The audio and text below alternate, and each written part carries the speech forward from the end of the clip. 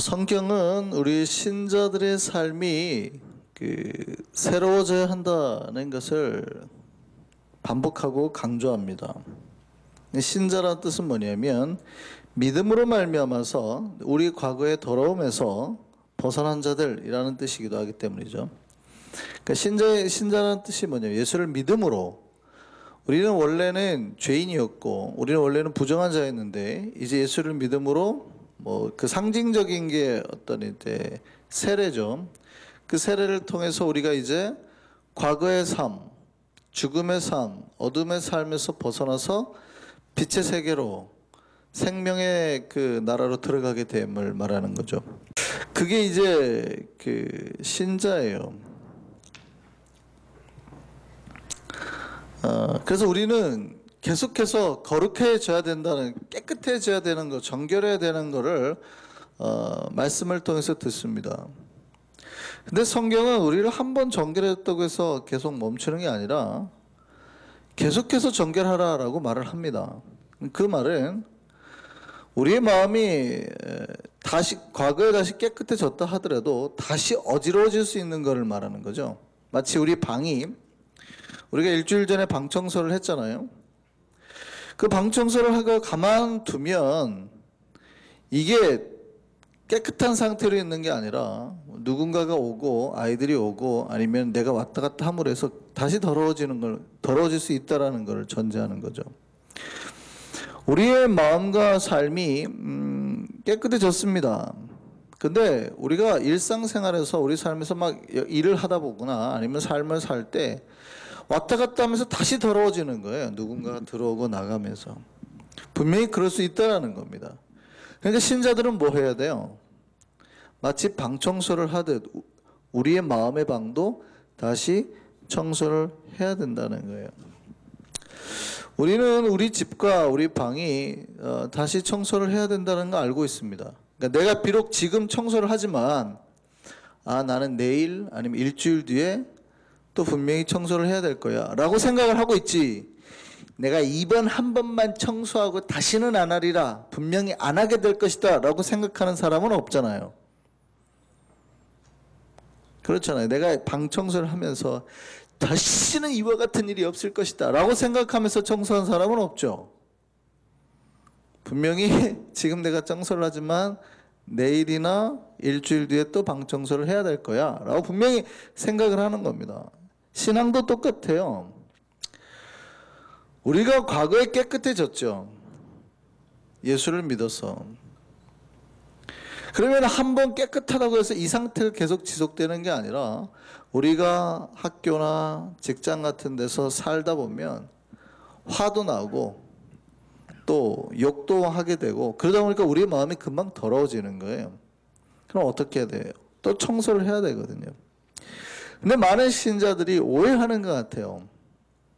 자신의 삶에서는 다시 새로워지고 깨끗해져야 된다고, 자기 방이, 자기의 그런 라이프에서의. 근데 신앙에서는 별로 그렇게 생각하지 않아요. 내가 다시 깨끗해지지 않아도 괜찮은 것처럼, 아니면 그거에 아예 관심이 없는 신자들도 있는 것 같다라는 생각이 들거든요. 하나님은 우리 신자들의 마음과 삶이 깨끗해지는 것에 대해서 대단히 관심이 많으십니다. 그래서 구약의 수많은 예식을 통해서 우리가 하나님 앞에 나아갈 때 첫 번째로 준비하는 게 정결하게 하는 예식이었어요. 우리가 하나님 앞에 나아갈 때 정결하지 않으면 주님 앞에 나아갈 수가 없습니다. 하나님 우리의 정결을 위해서 준비해 놓은 게 뭐예요? 제사나 물, 그다음에 잿물 이런 거죠. 그러니까 우리의 정결을 위해서 짐승도 잡아 죽이고, 그죠? 물로도 씻고, 부정한 자는 잿물을 뿌리기도 하고 그렇게 됩니다. 성경은 인간이 하나님 앞에 나아갈 때 가장 먼저 해야 될 것이 자신의 몸을 정결하게 하는 것이다 라고 말하고 있습니다. 그러니까 정결하지 못하면 하나님 앞에 나아갈 수가 없어요.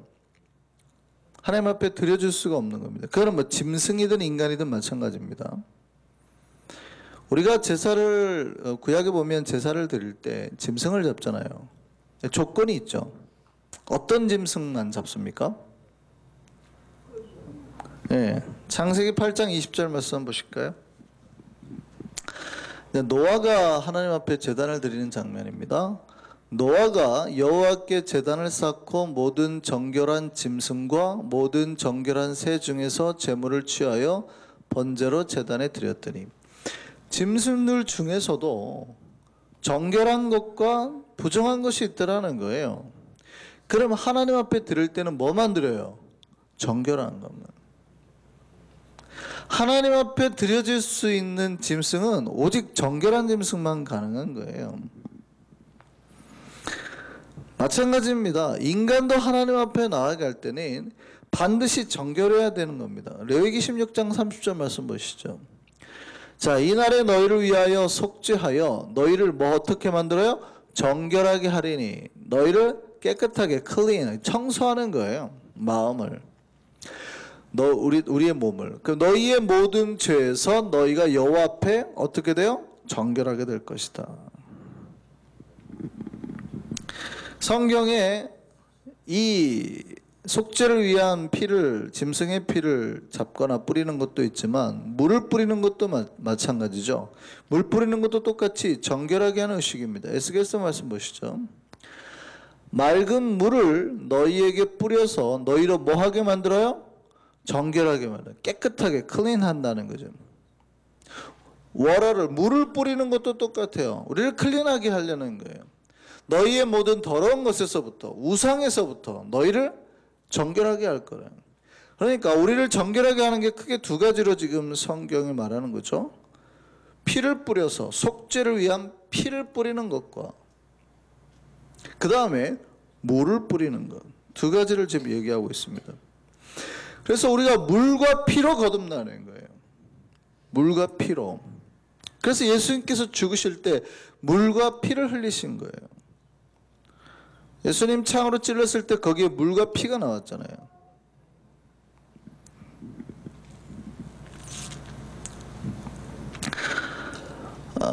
우리가 정결해야 되는데 만약에 우리 개인이나 우리 공동체 안에 정결하지 못한 사람이 있으면 어떻게 될까요?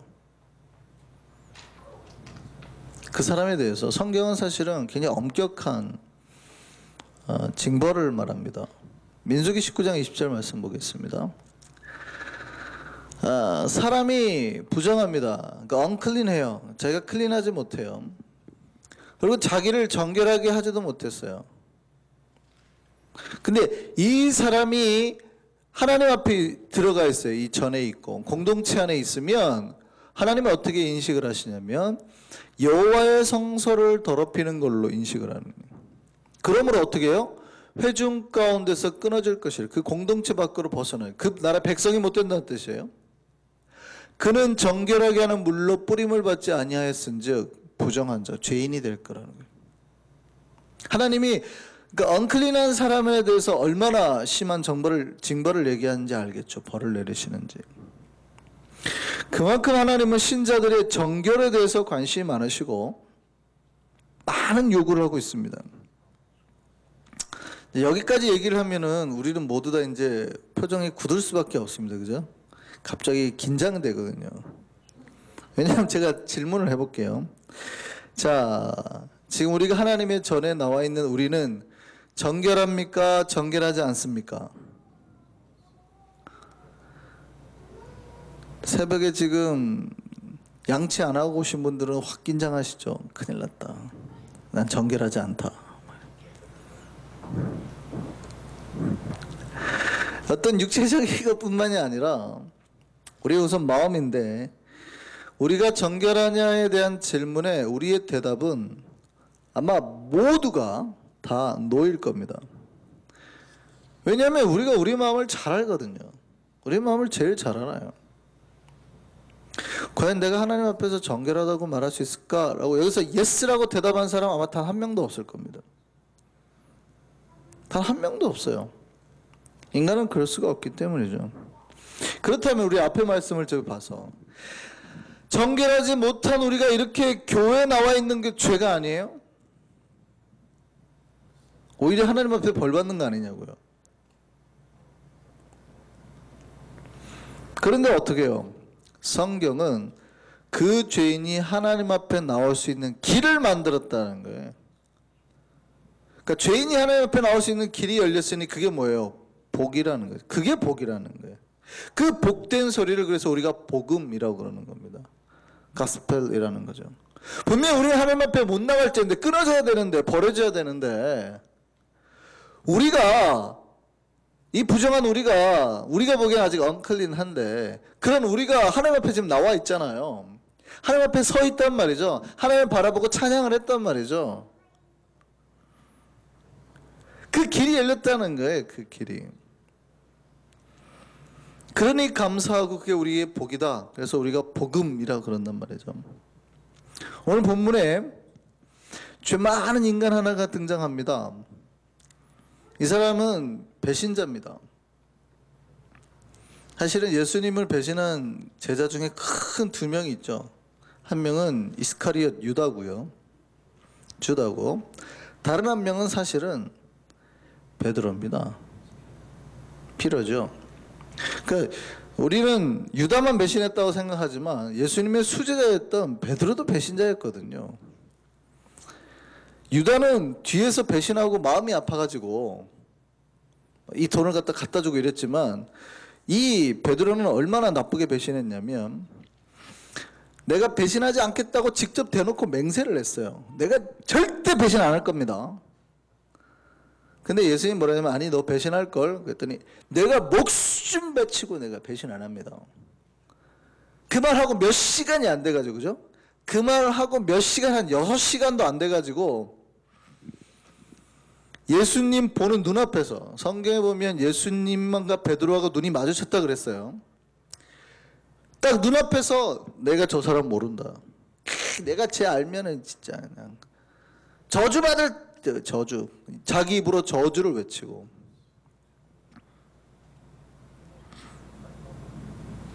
한국어로 따지면 이런 거죠.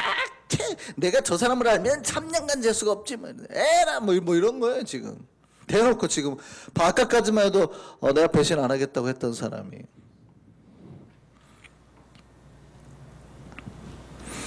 또 얼마나 믿음이 없었냐면, 이 사람이 예수님이 부활한 후에도 예수님이 부활하셨다는 걸 못 믿었어요. 여자들이 분명히 예수님 부활했다고 그랬는데도 희한하네, 무덤이 비었네, 뭐 이러고 돌아간 사람이라는 얘기죠. 그러니까 부활한 이후에 부활하신 예수를 만나기 전까지만 해도 예수님 부활하신 걸 못 믿었단 말이에요. 얼마나 믿음이 없고 얼마나 죄 많은 사람이에요. 이 베드로가 얼마나 믿음이 없었냐면, 예수님이 잡히시기 전날까지 가슴에 칼을 품고 다녔다고. 말고의 귀를 벤 사람이 베드로 아니에요. 왜요? 예수님이 꿈꾸었던 세계가 아니라 자기가 꿈꿨던 세계, 자기가 바라봤던 세계를 마지막까지 꿈꿨던 사람이에요. 그러니까 말씀대로 안 살았다는 얘기죠. 근데 지금 그 사람이 나와가지고 뭐라고 그래요? 그 사람이 나와가지고 야 정결해라 지금 이러고 있거든요. 자기도 안 정결한데 누구한테 정결하다고 말하고 있는 거예요. 어떻게 이렇게 변할 수가 있냐, 어떻게 그럴 수 있냐는 거예요. 이 죄 많은 사람이 어떻게 담당하게 자기는 깨끗하다고 말을 하며 어떻게 그들에게 정결을 외치며 새롭게 되라 라고 말할 수 있냐는 거예요. 예수를 만났기 때문에. 십자가 예수를 예전에는 육체로 만났는데 이제는 마음으로 만났기 때문에.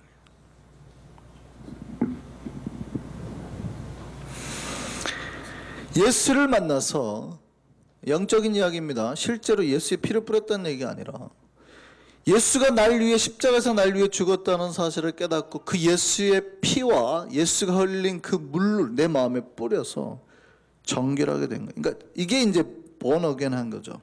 회심한 거죠. 새 사람이 된 겁니다. 진짜 예수의 사람이 된 겁니다. 우리는 비록 부정한 자입니다. 근데 똑같아요. 베드로가 그리했던 것처럼 우리도 다시 예수를 만나고, 십자가에서 날 위해 죽으신 예수를 만나고, 그 예수의 피와 예수가 흘린 그 물로 나를 정결하게 하면 우리도 똑같이 정결하게 되는 거예요. 정결하게 될 수 있을까요? 없을까요? 여러분이 정결하게 될 수 있음을 믿으십니까? 과거에 여러분이 도둑질을 했든 거짓말을 했든 여러분이 다시 정결한 사람이 될 수 있음을 믿으십니까? 심지어 누군가를 살인한 사람이라 하더라도 예수를 믿으면, 예수의 피와 물을 마음에 뿌리면 다시 정결해질 수 있음을 믿으십니까? 살인자라도 그렇다면 우리가 어떠한 죄를 저질렀다 하더라도 분명히 하나님은 우리를 정결케 할 줄 믿습니다. 히브리서 9장 말씀 보시죠. 자, 다시 한번 보세요. 자, 어떤 피냐? 그 the blood가 어떤 blood냐? 자, 보세요. 예전에는 짐승의 피로 거룩해진 거예요. 염소와 황소의 피와 및 암송아지의 죄를 부정한 자에게 뿌려 그 육체를 정결하게 하여 거룩하게 하거든. 하물며 영원하신 성령으로 말미암아 흠없는 자기를 하나님께 드린 그리스도의 피, 어떤 피요? The blood of Jesus Christ이죠. 그 그리스도의 크라이스트의 피가 어찌 너희의 양심, 죽은 행실에서 깨끗하게 하고 살아계신 하나님을 섬기게 하지 못하겠느냐?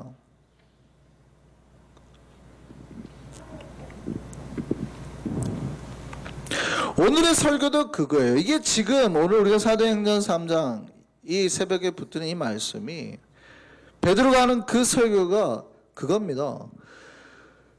죄인이 죄 없는 정결한 자가 되는 방법에 대해서 말하고 있는 거예요. 바로 그게 예수 그 이름에 있다는 거예요.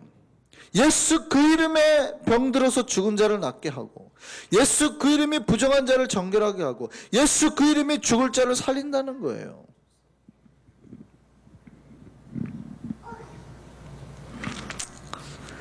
예수 믿는 자는 모두 정결하게 될 줄 믿습니다. 비록 그 사람이 어떠한 죄인이라도, 어떠한 부정한 자라도, 과거에 어떤 죄를 저질렀더라도 정결하게 될 줄 믿습니다. 그 딱 터닝 포인트가 뭐예요? 예수이겠다는 거죠.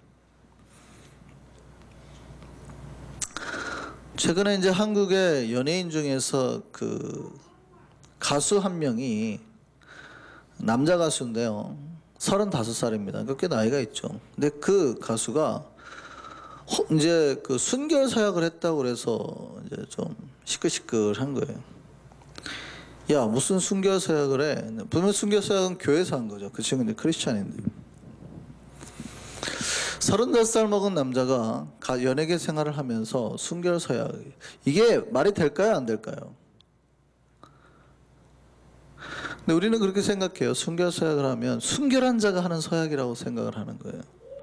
근데 순결 사역은 그게 아니라 내가 하나님을 만난 그 순간부터 과거의 나의 모든 죄를 묻는 게 아니라, 과거에 내가 어떠한 부정한 자고 더러운 자든 상관없이 이제부터 내가 순결한 자로 살겠다라고 약속하는 거예요. 과거에 내가 비록 부정하더라도 이제 내가 하나님 앞에 순결하게 살겠다고 순결 사역을 하는 거지, 내가 과거에 순결하게 살았으니 나는 순결한 자다라고 자랑하려고 순결 사역을 하는 게 아니거든요.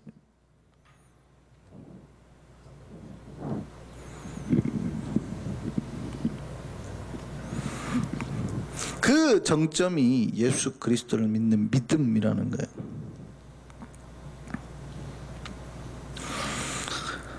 우리 모두 예수 그리스도를 믿는 그 믿음의 복을 차지하기를 소망합니다. 오늘 사실은 읽지는 않았지만 베드로가 오늘 마지막 26절에 그래요. 그 종을 세워 복 주시려고, 하나님이 그 종을 세워 복 주시려고 너희에게 보냈다 그러네.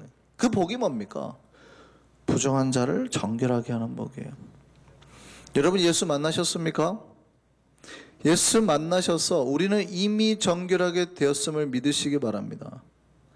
그래서 우리가 뭐 하는 거예요? 그래서 우리가 이 새벽을 깨우는 거예요. 그래서 우리가 하나님 앞에 찬양하는 거예요. 그래서 우리 하나님 앞에 담대히 나아갈 수 있게 된 거예요. 이게 십자가의 복입니다. 그러면 신자가 해야 될 건 뭐예요? 우리 신자가 우리들이 해야 될, 크리스천들이 해야 될 건 뭡니까? 우리의 매일의 삶에서 이 새로움이 계속 지속되도록, 계속 갈 수 있도록 하는 거예요. 이게 경건의 훈련인 겁니다. 옛날에 중국의 은나라 때 그 은나라에 세운 탕 임금이 있는데요. 어제도 김은영 목사님이 중국 요순 시대를 얘기했는데, 이 은나라에 세운 임금이 백성들로부터 존경을 받았어요. 잘 다스려서.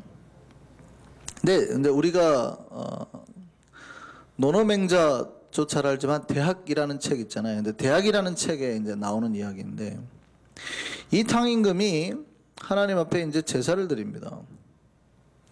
그리고 이제 손을 씻기 위해서 세스티아를 이제 손을 씻는데, 거기에다 글을 하나 세스티아에 써놨대요.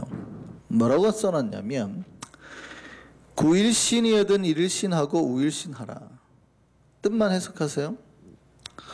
무슨 뜻이냐면, 진실로 새로운 삶을 살려면, 정말 당신이 새로운 나를 원하면 매일 새롭게 해라. 그리고 또 새롭게 해라. 라는 뜻입니다. 그러니까 매일 자기를 새롭게 하고 또 새롭게 하는 자만이, 자기를 매일 클린하고 클린하는 자만이 진짜 새로운 나, 정결한 나를 만날 수 있다는 뜻이죠. 그걸 어디다 새겼어요? 자기가 씻는 세스티아에다가, 거기다가 글로 새겨놨다. 그러니까 손만 씻지 말고 뭘 씻으라는 거예요? 마음을 씻으라는 거예요. 우리 신자들이 크게 새겨야 될 말씀입니다. 신자의 삶도 이와 같아야 돼요. 우리가 예수를 만난 사람이라면 정결해졌지만 그 정결이 다시 더럽혀지지 않도록 매일매일 새로운 삶을 추구해야 되는 거예요. 그 새로운 삶을 살려면 어떻게 해야 돼요? 이 하루를 새롭게 하고 또 새롭게 해야 된다고요. 일신, 일일신, 우일신이 우자가 또 우자예요. 하루를 새롭게 하고 또 새롭게 해라. 그러니까 노력해라는 거. 또 새롭게 하기 위해서 노력해라 라는 뜻이에요. 우리 성경적으로 말하면 예수의 피를 그 마음에 뿌리고, 그 마음에 피를 뿌려서 거룩해지고, 그 거룩해진 우리 마음에 또 예수의 피와 물을 또 뿌려라는 표현이에요.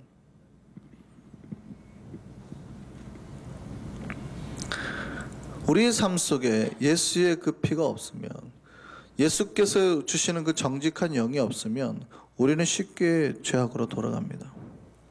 그래서 다윗은 어떻게 기도했어요? 우리 자기 안에 정말 깨끗한 마음, 정한 마음, 그 다음에 정직한 영을 달라고 기도했습니다. 그게 사실 우리가 앞에서 했던 찬양이거든요. 시편 51편 우리 9절 말씀 보시죠. 주의 얼굴을 내 죄에서 돌이키시고 내 모든 죄악을 지워주소서. 하나님이여, 내 속에 정한 마음을 창조하시고 내 안에 정직한 영을 새롭게 하소서. 나를 리뉴 해달라는 거예요. 피어한 마음으로, 정결한 마음으로 클린 해달라는 거죠. 이 기도가 우리에게 매일매일 있기를 원합니다. 매일매일. 오늘 본문 19절 말씀 볼까요? 사도행전 3장 19절. 그러므로 너희가 턴해라. 하나님 앞에 턴하는데 어떻게 하냐면 회개하고 돌이켜 너희 죄 없이 함을 받아라. 깨끗하게 딱 청소하라는 거죠. 와이프아웃이니까 청소하라는 거예요. 이같이 하면 너에게 어떤 날이 주어져요? 새롭게 되는 날, 깨끗하게 되는 날이 우리에게 주어진다는 겁니다. 내가 살아가는 이 하루가 주님 앞에서 그렇게 매일매일이 깨끗해지는 날 되기를 소망합니다. 우리 찬양하실까요? 아까 우리 찬양 하나 했어요. 정결한 마음 주시옵소서. 우리 그거를 생각하시면서 우리 이 찬양 다시 한번 했으면 좋겠습니다.